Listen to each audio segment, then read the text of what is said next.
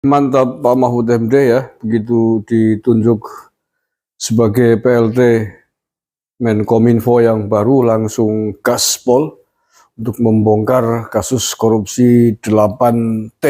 Menyangkut BTS itu saya melaporkan berdasar hasil dokumen dan analisis yang saya peroleh.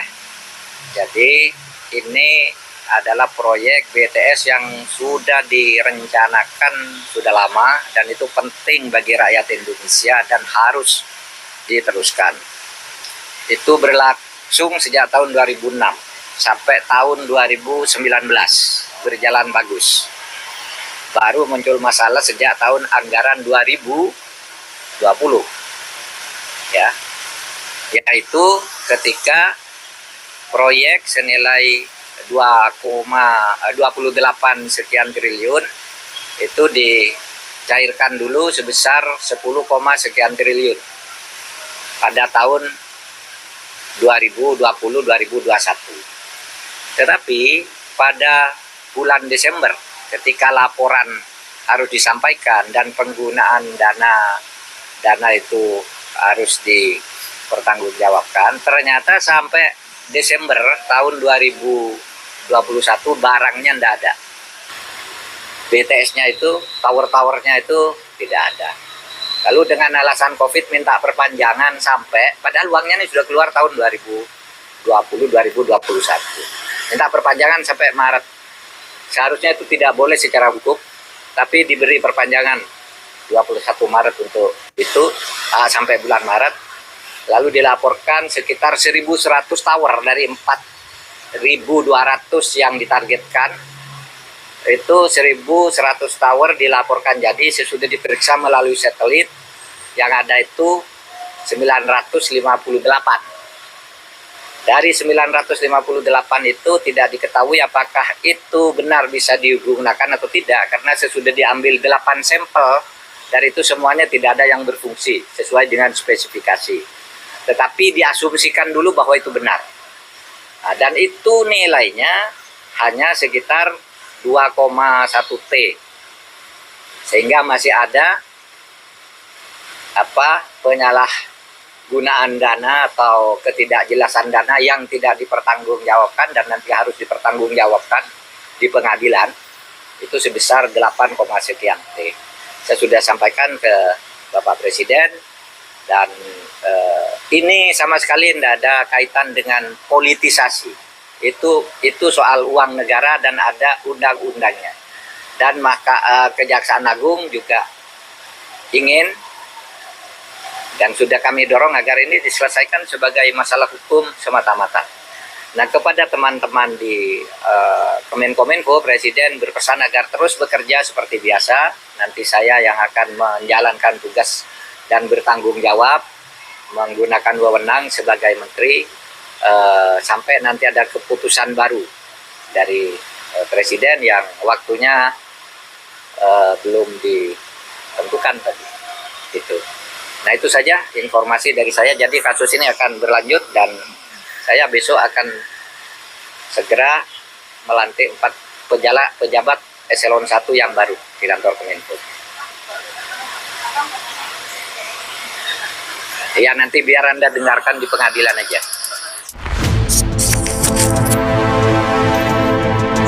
Oke, mantap Pak Mahfud MD ya, begitu ditunjuk sebagai PLT Menkominfo yang baru langsung gaspol untuk membongkar kasus korupsi 8T. Tidak sedikit, luar biasa nih. Mengalahkan kasus korupsi politisi Partai Demokrat pada proyek Hambalang dulu ya. Hambalang itu hanya 2,5 T. Proyeknya yang dikorup sekitar 700 miliar. Ini hampir 9 kali lipatnya ya. Proyek 28 T sudah dikucurkan 10 T yang diduga dikorup sebesar 8 T, hanya digunakan sekitar 2 T. Oke, mantap. Saya kira ini luar biasa. Perlu kita support terus. Jadi sepakat bahwa ini adalah kasus hukum murni. tidak ada kaitannya dengan kasus politik, walaupun tentu saja kubunya Nasdem CS sudah mengatakan, menuduh bahwa ini adalah kasus politik terkait dengan pencapresan Anies, terkait dengan Nasdem dan lain sebagainya. Tapi bahwa tadi pernyataan tegas Pak Mahfud MD, saya kira itu yang layak kita percaya dan kita dukung. Dan selain itu tadi Pak Mahfud juga menegaskan mengganti 4 pejabat eselon 1 di Kementerian Informasi ini. Mudah-mudahan semuanya segera terbongkar, dan banyak yang tidak percaya korupsi sebesar 8T ini kok dinikmati sendiri. Lalu siapa saja yang menikmatinya, nama-namanya yang terlibat atau diduga terlibat. Tadi Pak Mahfud MD mengatakan nanti didengarkan saja di pengadilan.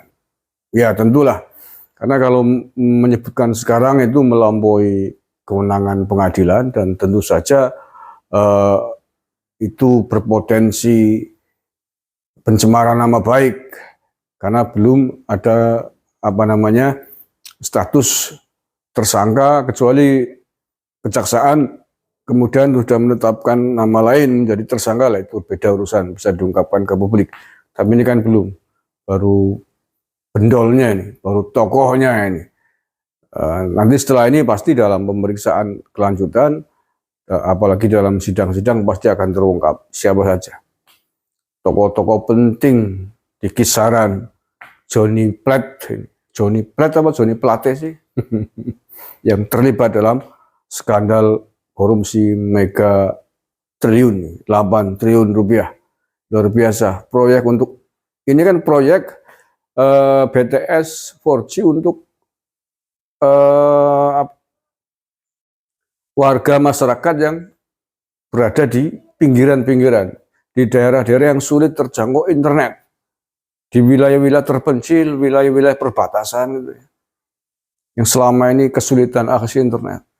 Bukannya kemudian didukung, dibantu percepatannya, malah sebaliknya. Duit sudah turun, dikucurkan, dikeluarkan, nih barangnya tidak ada. Ini kan bajingan menurut saya. Bajingan tengik, kurang ajar. Proyek sebesar itu dikala negara sedang dirundung kesusahan, dikala negara sedang dirundung pandemi, mengeluarkan dana sangat besar untuk recovery ini, sampai kemudian dana-dana atau anggaran-anggaran vital terkait kebutuhan infrastruktur dan lain sebagainya dihentikan sementara, tapi malah ini dana yang mestinya digunakan untuk membantu rakyat kecil di perbatasan, di korupsi. Oke, mudah-mudahan segera diungkap siapa saja orang-orang yang terlibat dalam mega korupsi ini. Dan hukumannya menurut saya dari kejahatan yang ada. Hukuman mati mestinya. Mudah-mudahan ini menjadi proyek pertama, hukuman mati bagi koruptor, siapapun orang yang terlibat, walaupun dia ketua partai sekalipun. Biar menjadi pelajaran dan efek jerah untuk kedepannya, tidak lagi ada pejabat-pejabat politik yang melakukan korupsi kurang ajar. Karena hampir setiap saat kasus korupsi dibongkar oleh negara. Tapi terus saja terjadi karena mungkin tidak ada efek jerah, hukuman terlalu ringan. Undang-undang perampasan aset koruptor juga tidak segera disahkan, ya mungkin karena model-model begini.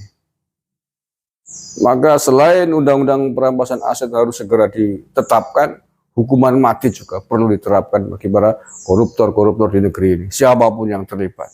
Demi apa? Demi 280 juta jiwa warga negara Indonesia. Terima kasih. Assalamualaikum warahmatullahi wabarakatuh.